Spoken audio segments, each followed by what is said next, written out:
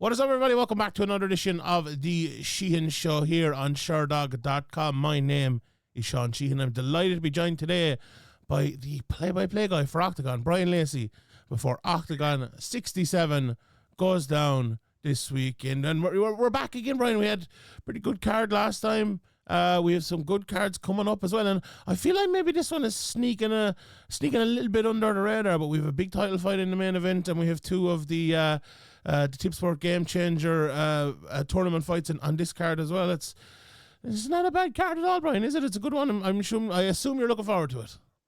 I'm very excited for it. Very excited. Let's not also miss the point that this might be the most romantic version of the Sheehan Show, right? Yes, indeed. Come on, let people know we're spending Valentine's Day together. That's right, Sean. We threw the other halves out the way. It's a make way. Shawnee and Bryan need their time together. There's a row of petals leading upstairs, and there's Lewis Capaldi playing. I can hear him in the background, but I've told my wife no. I'm spending 30 minutes with Sean, and then you get the 3 minutes afterwards. So that's it. But outside of that, mate, I'm very fucking excited. Yeah, it's going to be a good card, like you said. It has kind of got under the radar. It's come super quick. I think the title fight as well needs a bit more light shining on it, because I think those two guys, Ademir and Creasy, are truly world class. We've got Mick Stanton in there, former Cage Warriors fighter as well, Cage Warriors champion, taking on Milos Petrosek, who's a superstar in the Czech Republic. So Mick Stanton going out in enemy territory. But I think it's a great card, and coming at us quickly as well.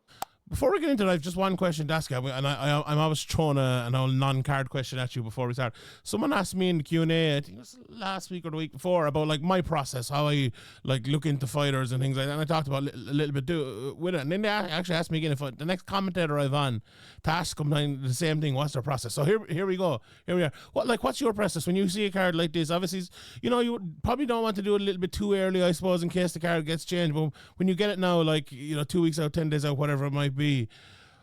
Can you tell us about your process, like in terms of, it's very different for me. Like if I can't say Sam Creasy's name, it doesn't really matter. If you can't say it, it's going to be consternation, considering your job. But then you have to know how they fight, I suppose, their background and everything like that. Can you just walk us through maybe your preparations for a card and how detailed it is? Yeah. It's I like to consider. I think that I do a lot of work, and I've sat with a lot of other commentators. I've worked around the world in different promotions, and it's my favorite thing to do. It's what why I realize this is what I should be doing, because I work harder at this than I do any other job that I've had. And I did stand-up comedy, which is another dream job. But even looking at the hours that I'll put in watching tape, or now with the social media and everything like that, you can go really deep into their backgrounds, their lives. You can see what they're up to, who they're training with. So you get a real insight, and I also feel it's a responsibility as well. Like that, and especially for promotions like Oktagon, where fans might be coming for the first time to taste what Oktagon is, to see what an Oktagon show is. So when they look at the fighters, that moment they have before they walk out to the moment that they touch gloves is the time I have to sort of tell some of their story. And hopefully by the time that the fight does start, you, the viewer, care or have a feeling about one or the other of the fighters, and then you're invested. And I think that's the key to building fans. If you can get them invested in the story, the fight, the background, the beef before it, the whole sacrifice these amazing humans go through to get to that point, that's where the responsibility, I feel, lies on the commentators. So that preparation, it's hard not to get started as soon as you see a fight announced. You look at last week, we had some big fights announced: Dennis Ilbai versus Max Holzer. Jumping back into the story behind them and making the notes so we don't make sure we don't miss any of the beats. I also help the team build the videos and the promos and the social media ideas for what they can do around it.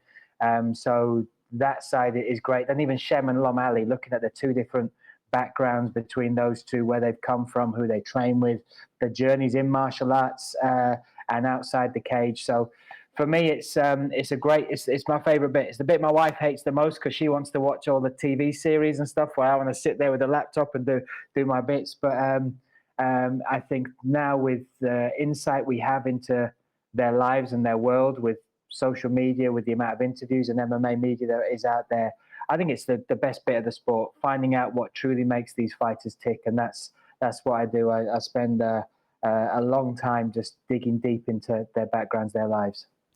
Here's the weirdest question you'll ever get. Where do you take your notes? Because like this is what I do. I tried last year to start like Google Documents and keep my notes in there but I just keep my notes in like my Gmail drafts, which is probably the worst place. But I'll tell you what, it's the easiest place to like I was on this card, I was looking up Daniel Scavor, search the name and you find it. My notes from the last time is perfect. Where do you? No one cares about this question, but I want to know, where do you keep your notes? No, it's great because I know Phil Campbell, legend. He does all his by hand. Yeah. So he writes all of his notes out in color code by hand because he's a freak. But that's how he does it. It's how he helps absorb it.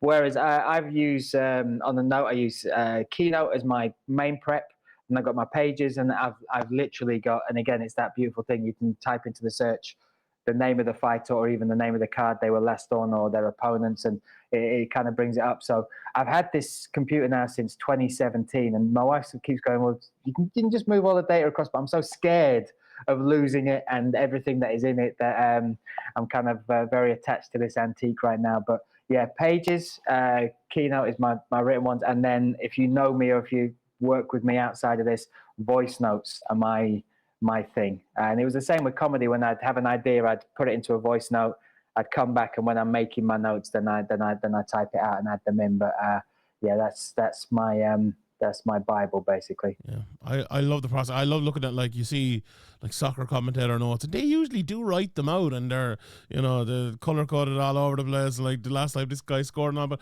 I feel like we've Sherdog anyway in mixed martial arts, so it's pretty easy. Just pull up Sherdog, we have it anyway. So it's that does help as well. I won't say that when I'm watching the fights I don't have pages like that up as well, but yeah.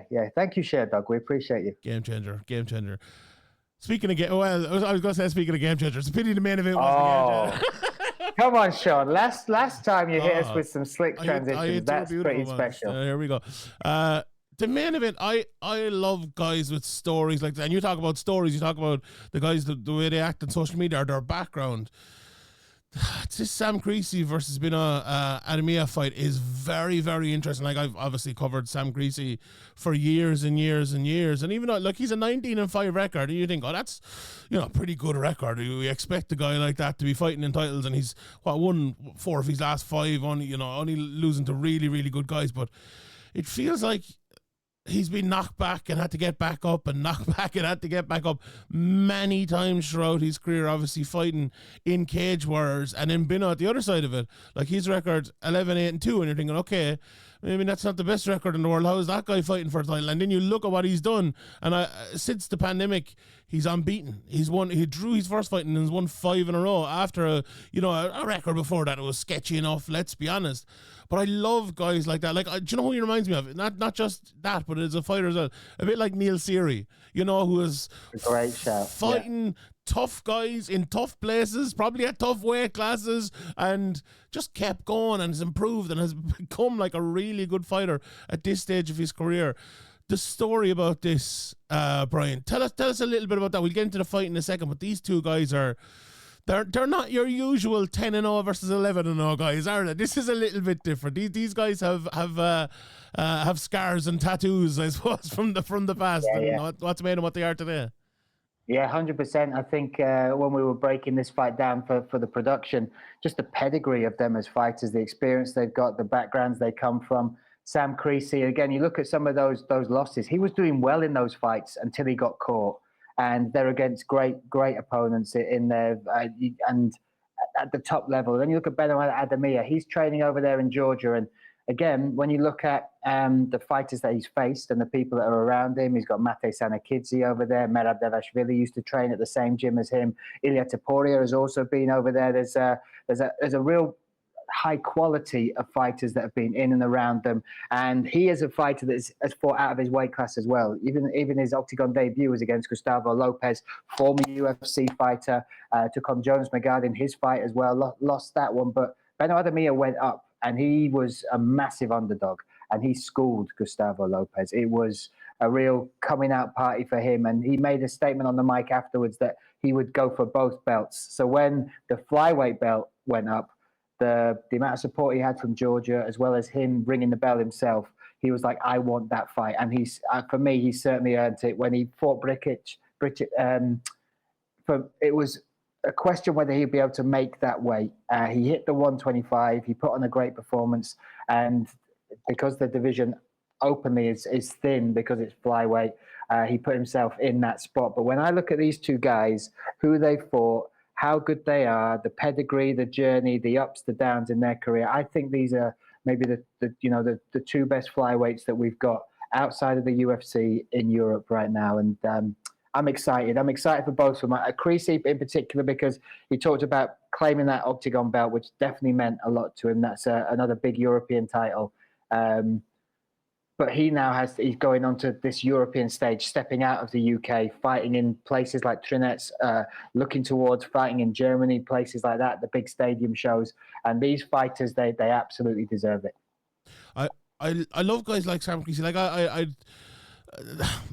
Jack Mason was another one, right? The guys who are just around the scene for a long time and are, very good pros and always, put on. And maybe just didn't get that move when maybe they deserved at a time to the UFC or in the Ultimate Fighter or whatever it might have been. But obviously, as you said, it's changing now for Sam Creasy fighting on these big shows again. But Sam Creasy, I don't think I've ever written this word in my notes before, but samurai is the word I wrote down for Sam Creasy. And I know that we've the nickname and all that, but my good friend Harry Powell has interviewed him many times, and I love listening to those interviews because he is different, right? There's a lot of, and I'm lucky because I'm in Ireland, and a lot of the Irish MMA fighters are very different and give you a good interview and all, but a lot of people don't, and a lot of people at the very kind of, I'm going to be world champion, I'm the best.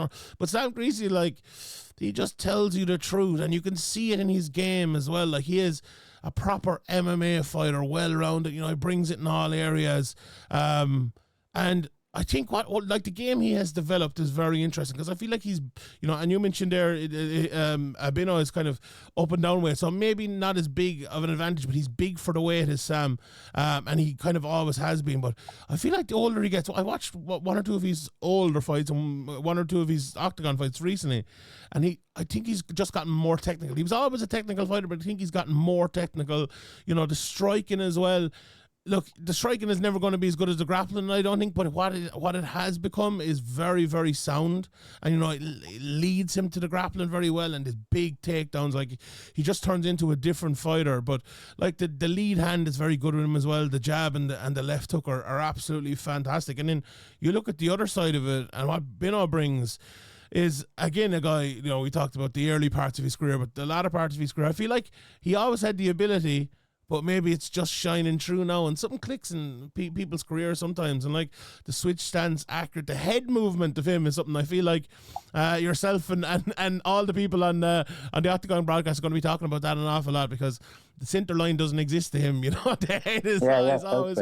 But like looking at a guy like that, like who rarely throws the same shot twice to open up a combo, but throws a lot of combos, and is that hard to call? Like when you're watching him now, and not to get into the whole commentary thing again, but he's a guy that he'll give you plenty to say, won't he? It won't be just all jab.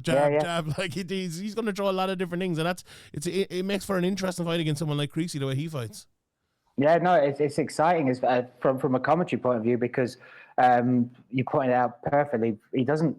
He's not unorthodox as in his technique's not crazy, but he doesn't his setups are different each time. The way he enters, even the way he can vary his pace and the cadence of his striking is very different to a lot of fighters. So for me, it's great because I see it in patterns as well, and you can sometimes see a fight get into rhythms.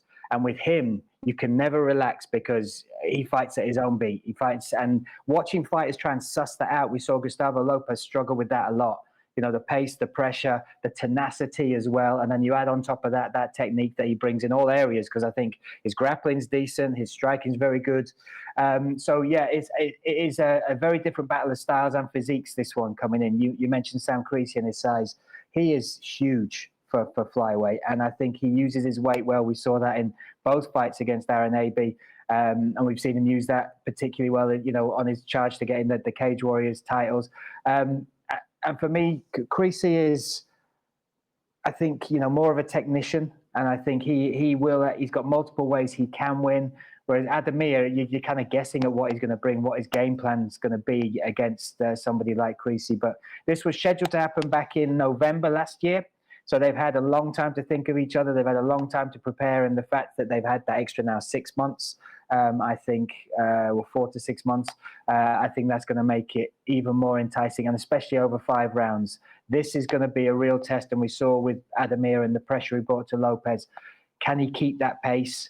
Creasy's very good at making you use your energy. And Beno Ademir, this is definitely the biggest fight he's had, the biggest stage. He wants the belt. There's some hunger there to take that back, to be another champion from that gym in Georgia. So for me, it's also his mindset. How will he cope with it against proven quantity that is Sam Creasy? Yeah, it's such an interesting fight as well. And what one stat that I was looking at, and I think is very interesting, like indecision. And I feel like this might be a long 5-round technical fight. They're 12-1 and 2 draws in decisions between them, which is very, very interesting. You know, with Beno's record, he never lost a decision still in his career, which I think says an awful lot. So if this one goes long, I think it could be very, very close, and we'd be interested to see. Just to close this up, maybe I'll give my pick. I think maybe the rest of the Sam Creasy might be the changer in this. I still think Beno's, it's obviously improved, but I think that takedown defense might be the issue for him here. And Sam is so good on the ground. Like watching a couple of his fights, like I mentioned earlier, but he just changes. You know, he hits it, and it's like boom.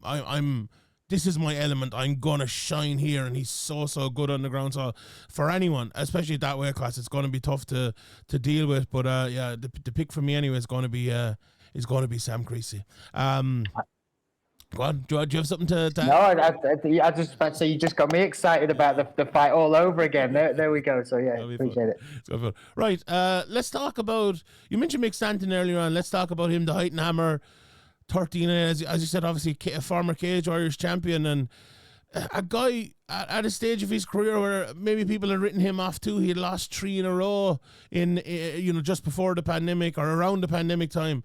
But by God, has he bounced back in his career again? And look how good he looks now. You know, going over to Oktagon was probably the right move at the right time. Went in there, got a lovely finish in that. But like, even you look before that, and in his Cage Warriors fight, like beating James Webb, who's the 205 champion now, beating Will Curry, you know, who's one of the... and that was one of the most interesting fights I feel like I've seen in years, maybe. But he's gone in here against Milos Petrosek, obviously coming out of the Czech Republic. He's, as you mentioned earlier on, he's going to be a fan favorite here, and it's interesting. They both beat. You can go with the second, but Camille I'll go with in their last fight. So it sets it up perfectly. It sets it up perfectly here for this one, really, doesn't it? And like, this is what you want from Mick Stanton. I feel like bring him in here.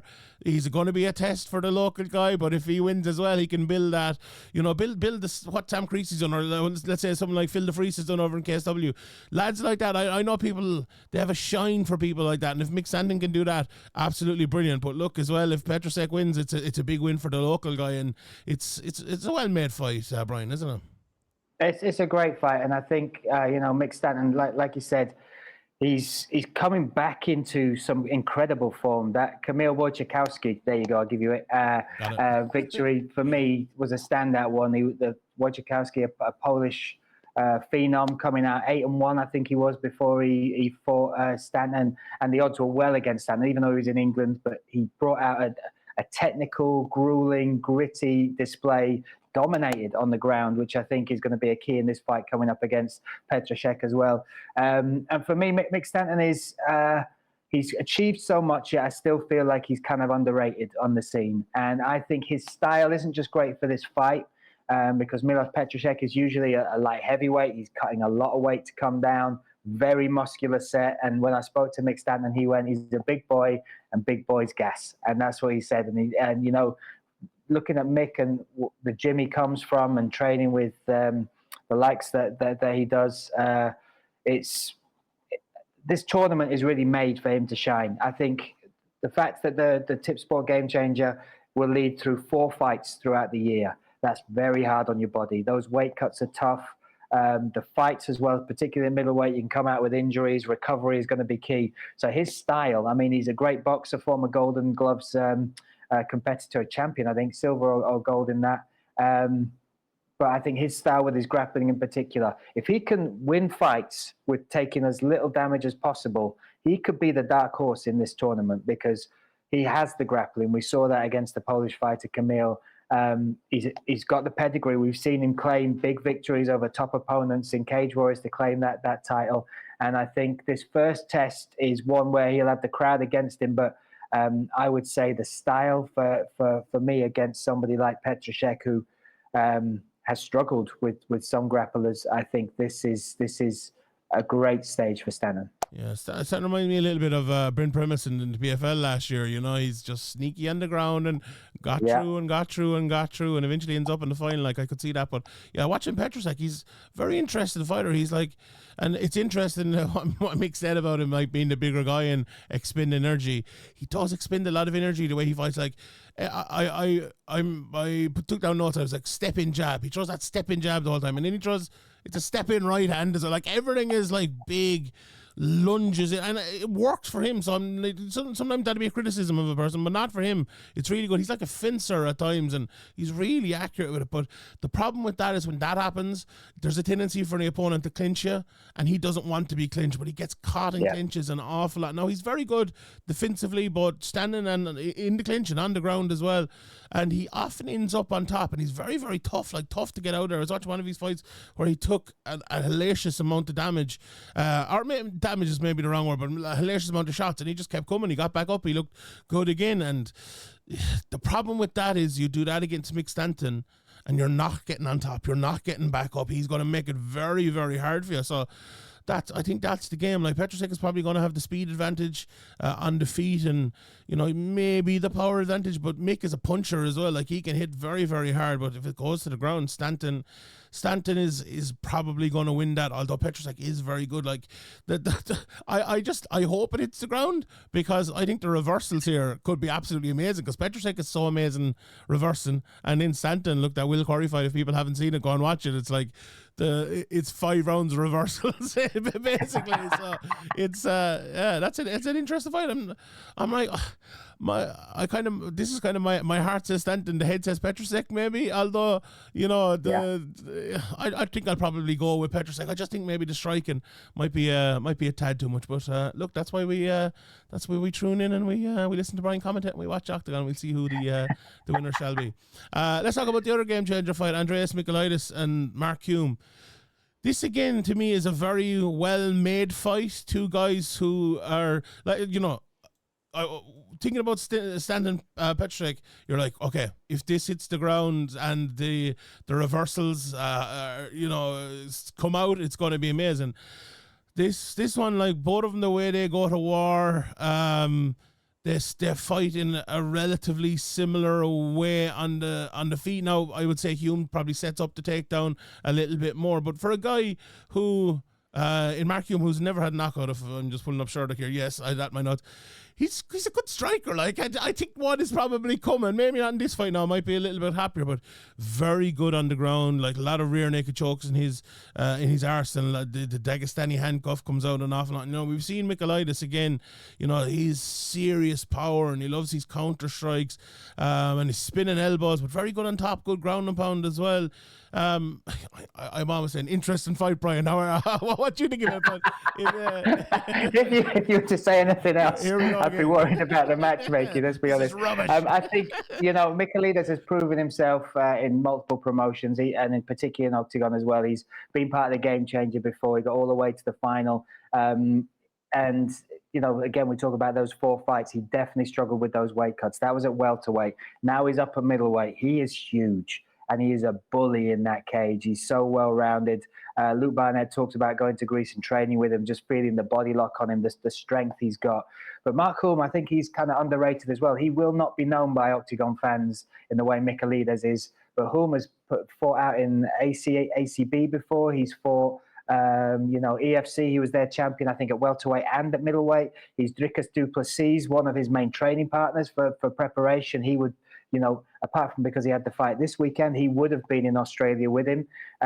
So he's the one that he takes around to give him those rounds, to push him and to test him. He's also a very unique human. Where, you know, during COVID, he had this issue where he lost faith in himself and in God. So he went to find God, and he walked 15,000 kilometers just in his trainers across some of the most barren parts of South Africa, through to this mountains, through some of the roughest villages and towns. He'd hide under bushes and sleep at night to the sound of gunshots going off, all on this journey to find himself and to find God again. And he went up a mountain. He said, I didn't find God, but I got some answers. And that's what rejuvenated his resurgence in MMA, which took him all the way to that Dana White series. Not Dana White's The Ultimate Fighter, the last one. Which is the only time he's been finished as well, I believe. I'm not sure if, I know it's an exhibition, I'm not sure if he's been finished before that fight. But I think he's somebody that will be underestimated in this, and style-wise, they are similar. And it could be just who can dominate in the clinch grappling, who can get that top position first that could come through. But I'm very excited about this one. I don't think it's had the pump that it should have because of the quality of these two. But I think when they get in the cage together, it'll be a real statement. And whoever moves forward, that may be one to watch in the whole tournament. Michailidis found God too when he fought Alex Pereira, but we won't talk about that. I mean, Michailidis almost stopped all of that. Like he took him down at once. Like, yeah, if he had won that fight, Alex Pereira wouldn't have been all he would have been. But I always look at a fight like that, and I'm like, that changed mixed martial arts, that fight, and he almost won it. Like, it's like, an interesting fight. We have to talk about Cosma, because one of the stars, I suppose, of Oktagon, a guy who has put on so many fights down through the years, and is going in here against Robert Pukac, who I feel like we talk about in almost all these previews, because he has fought so many guys. Just tell us a little bit, I suppose, about Cosma first, and what he means for Oktagon. But this matchup too, it's one of those ones. It's two legends, I suppose, of the scene, and to match him up is always going to be good. Yeah, and this matchup was picked by the fans as well. So basically, Cosma is returning home. He lost his fight against Jon Serdu. That was in the stadium in Eden. Took a break to recover, to recuperate, to again find his why and the reason for doing this sport. But ahead of that, he was in some of the most incredible fights in Octagon history. He's the longest reigning welterweight champion, I think. 6 or 7 title defenses, which led him on a run up until Peñas won on his fight back there. Now the joint longest win streak in Octagon, which is 10, and Cosmo was the champion of that beforehand. And he just delivers incredible moments. You think he's beaten, you think he's done, and you talk about that heart of a champion. The fight against Leandro Apollo Silva, which was during COVID, so it was in lockdown. There was less than 500 people in the audience watching that 5-round back and forth. And Cosmo took so much damage, yet still found a way to keep pushing, to find a way to win. He's fought Mate Kurtesh twice, I believe. And in those fights, again, he's in trouble in the first round or the first 2 rounds in the title fight. And then he finds something and a way to win, not just grinding it out, but, impressively dominating the last 3 rounds. So, an icon, and also a fighter of the Czech people as well. He comes from a background where he had a stammer when he was younger, and he didn't like to be, he got bullied a lot, didn't like to be in team sports, found his way into martial arts, and now, has his own charity to do with bullying, that type of stuff. So when he came back, they said to the fans, we're going to give you 3 options, and they were great. Kalashnik, Niklas Stolzer from Germany, and Robo Pukac, who had just beaten Amari Diedrich, and called for this fight. So they put it up to the fan vote, and Robert Pukac got it by a landslide. I think 75% of the vote went for Pukac. When you look at his record, it's up and down. He's got crazy life outside the cage and inside the cage. Like you said, he's fought the who's who and not always come out on top. There was the fight against Christian Jungwirth where he quit on his stool. He basically, 2 rounds in, started arguing with his coach, arguing with his corners, and quit, wanted to leave that, literally lost the fight by just not wanting to continue. And he's had this big resurgence. And I think the Amari Diedrich one got him a lot of respect. The amount of damage he took, outstriking the world-class striker that is Diedrich, and just being durable and bringing that fight to Amari like that has earned him this spot. And these two don't like each other. Cosma thought he was going to fight Stolzer. He thought that's a fight that, could have title implications. He does not believe Pukac belongs in the same cage or even promotion as him. So Pukac has taken that to heart, and he has now said, I'm going to retire you. So it's always exciting when you see both these guys in the cage. The fact they'll be in the cage together, I imagine our cage door guy, the guy you see mopping the cage in between rounds, you'll have a very busy night indeed, because I don't see this being a dull fight, and I think both of them will want to make a statement by getting victory here.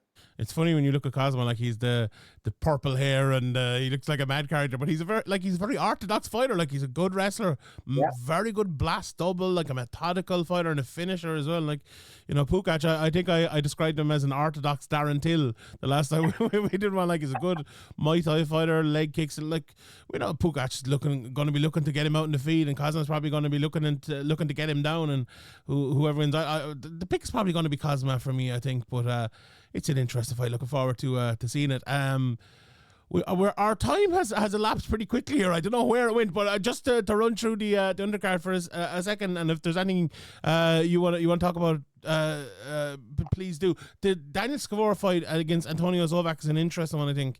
Scavor, obviously, he's been thereabouts at 205. Will Fleury's moving up now, so be interesting to see, like, if Will was to win at heavyweight, if Scavor was to win here, could he get back in it? Zovac on the other side of it, a bit of a sketchy record.